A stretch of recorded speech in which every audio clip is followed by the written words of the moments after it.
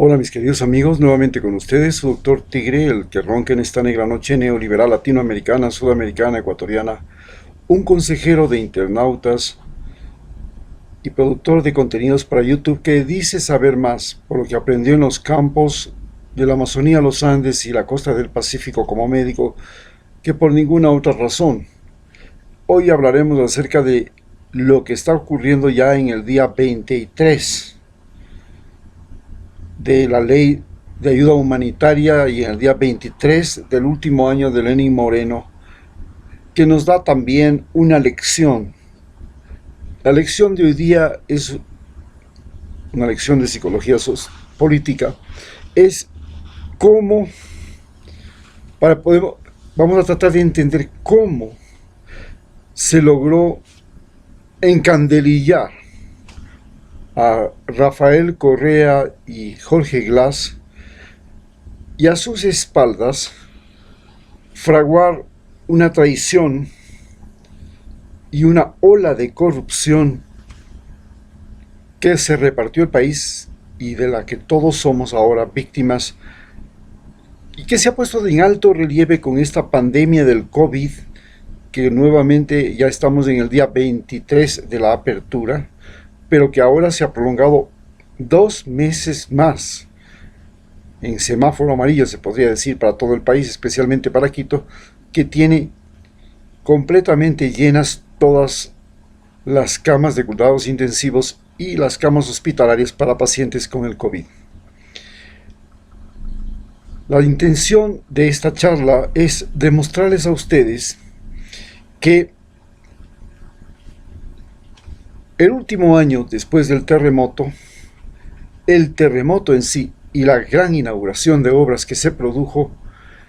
colocaron a Jorge Glass y Rafael Correa en un limbo, en un espacio en el que no se daban cuenta de lo que se fraguaba a sus espaldas. Recordemos que en el año 2016, el 16 de abril, hubo un terremoto que devastó casi 1000 kilómetros a lo largo de la costa ecuatoriana, un terremoto que no estuvo localizado sino disperso y que destruyó escuelas, colegios, centros de salud, hospitales, pueblos, con 700 víctimas, y que esto tuvo una réplica. Estos terremotos continuaron hasta el mes de abril del año 2017, en el que se produjeron 3.500 réplicas. Pero al mismo tiempo, la acción coordinada de Rafael Correa y su vicepresidente Jorge Glass, con asambleístas y con todos los recursos disponibles del Estado y la ayuda internacional, permitió al Ecuador salir de aquel momento crítico que nos produjo inclusive un decrecimiento de la economía de menos 1.5 y volver a tener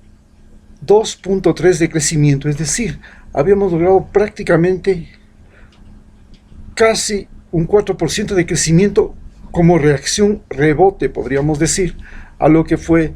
la gran depresión que produjo el terremoto. Inmediatamente que sucedió esto, y al mismo tiempo que estábamos viviendo esas circunstancias, se estaban terminando numerosísimas, pero numerosísimas obras que Rafael Correa y Jorge Glass estaban inaugurando cada día en todo el territorio nacional, a tal punto que ni siquiera se alcanzaban a inaugurar las obras, y las inauguraciones como la que yo tuve que asistir, la del Colegio del Cabo San Francisco, un colegio de siglo XXI, se la hizo por internet.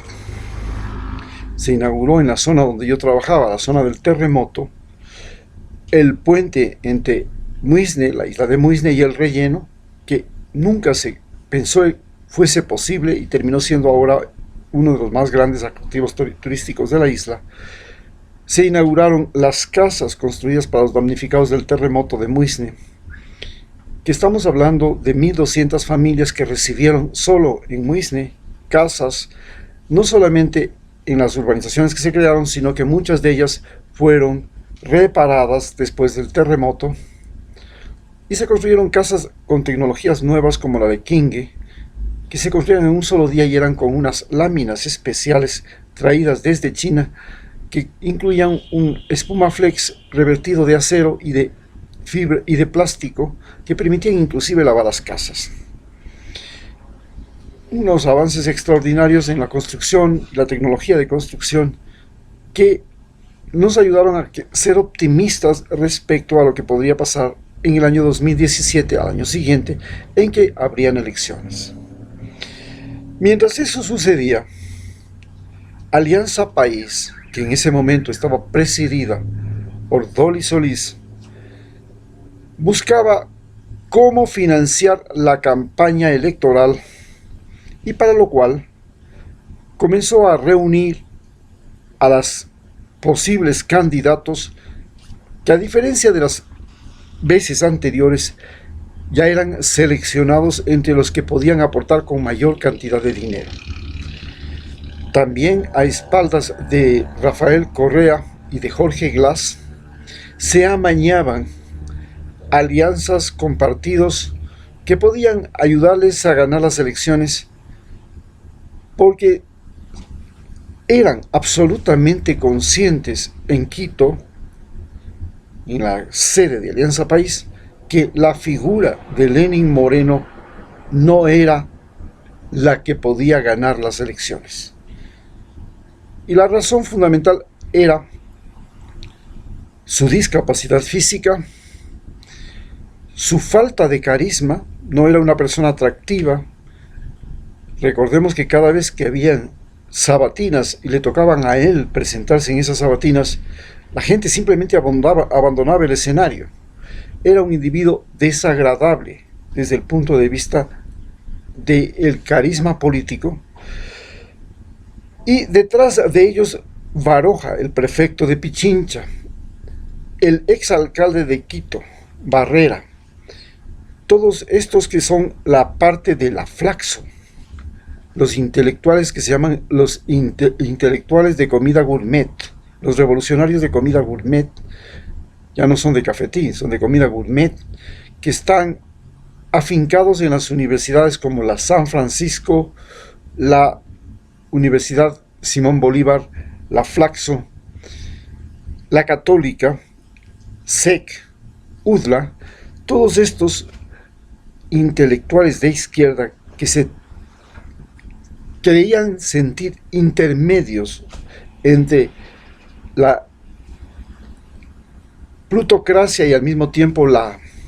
cleptocracia de Guayaquil, o sea, el poder del robo de los cleptómanos de Guayaquil, y la mitocracia o el poder de los mentirosos de Quito y de la Sierra. Se sentían intermedios entre los dos. Ellos comenzaron entonces a fraguar un sistema de repartición del país que incluía ministerios, oficinas públicas, empresas públicas, hospitales, colegios, universidades, todo aquello que les pudiera dar recursos económicos para recompensar lo que ellos iban a invertir en la campaña. Por supuesto, las campañas en Ecuador son financiadas, de acuerdo a la Constitución, por el Consejo Nacional Electoral y, en teoría, no debería haber otra fuente de financiamiento, porque se hizo esa ley del financiamiento igualitario para todos los partidos con el fin de evitar lo que sucedió en la campaña en el año 1996, que les llevó la victoria a Abdalá Bucaram, y luego la campaña de Álvaro Noboa contra Yamil Maguad. En la campaña en las que intervino Álvaro Noboa, sea apoyando a Abdalá Bucaram o en contra de Yamil Maguad, Abdalá Bucaram, el hombre más rico de Ecuador en ese momento, exportador bananero, con su bonita banana, famosa en el mundo entero, gastaba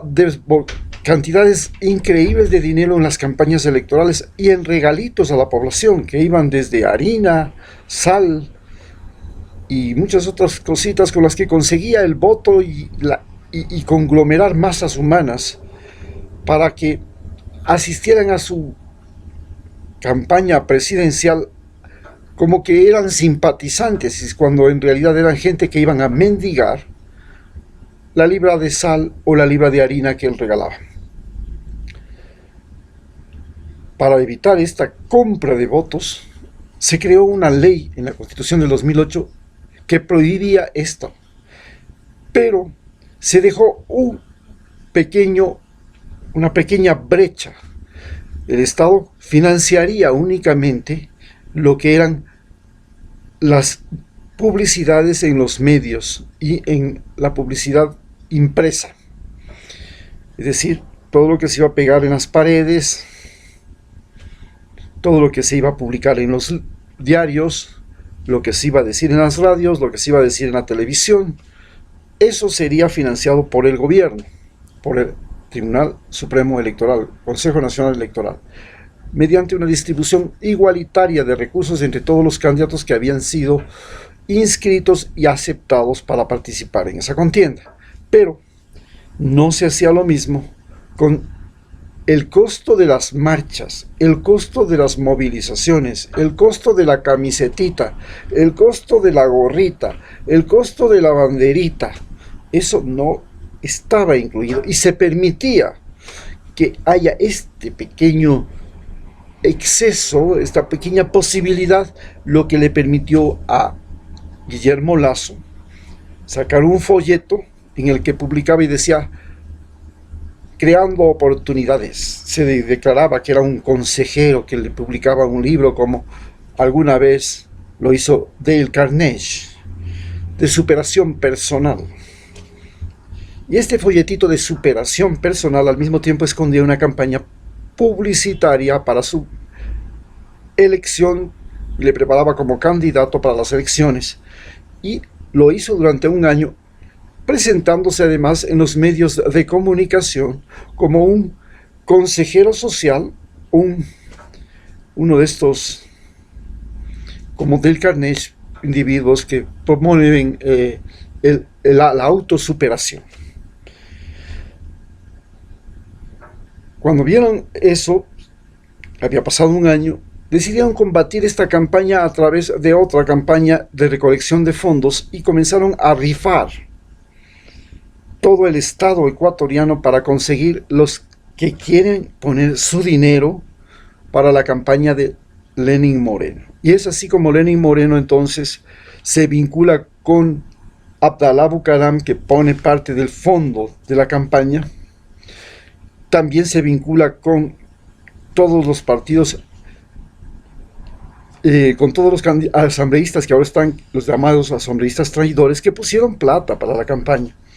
Y después reclamaron, como todos sabemos, hospitales, cargos públicos, parte del presupuesto nacional, parte del presupuesto de los créditos internacionales para financiar el desarrollo. En fin, una vez en el poder, ustedes todos recordaremos que de inmediato vino la traición de Lenín Moreno, la prisión de Jorge Glass, vino la entrega de las bases militares a Estados Unidos, y este es el punto clave. En ese momento supimos que Lenín Moreno había pactado con la embajada norteamericana para atacar a Correa, entregar las bases militares y apropiarse del poder, lo mismo que había pasado con Bolsonaro, con Áñez en Bolivia, había anteriormente sucedido en Ecuador, donde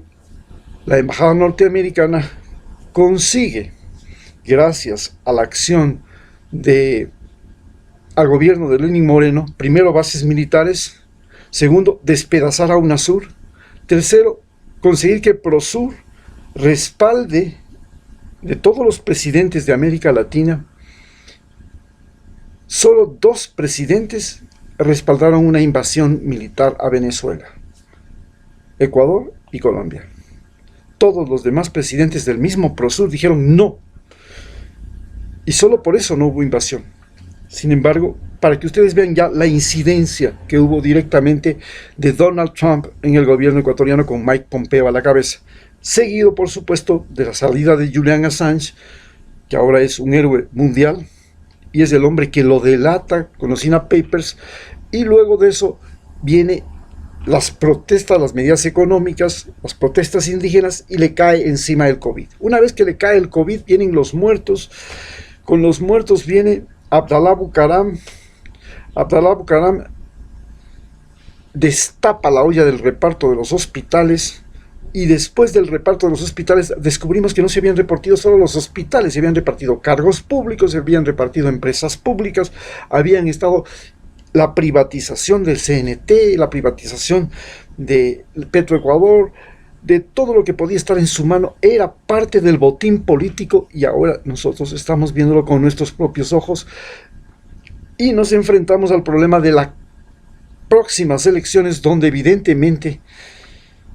Rafael Correa es prácticamente el enemigo a muerte de todos los que están con este botín en sus manos, que han conseguido beneficiarse del gobierno de Lenín Moreno. Estamos hablando de Nebot, Lazo, la derecha guayaquileña, la cleptocracia guayaquileña, la mitocracia quiteña, o sea, el poder de la mentira de Quito, los abogados, los leguleyos, todos esos, y de Cuenca, y todos ellos están ahora nuevamente tratando de reagruparse para hacerle un frente a Rafael Correa, junto con la embajada norteamericana, que sabe que si regresa Correa, pues tendrán que devolver las bases militares, y los que se llevaron los hospitales tendrán que devolver los hospitales, tendrán que devolver las empresas públicas, tendrá que devolverse TAME, tendrá que devolverse el tren que está en CNT, tendrá que devolverse todo lo que se viene en Petroecuador.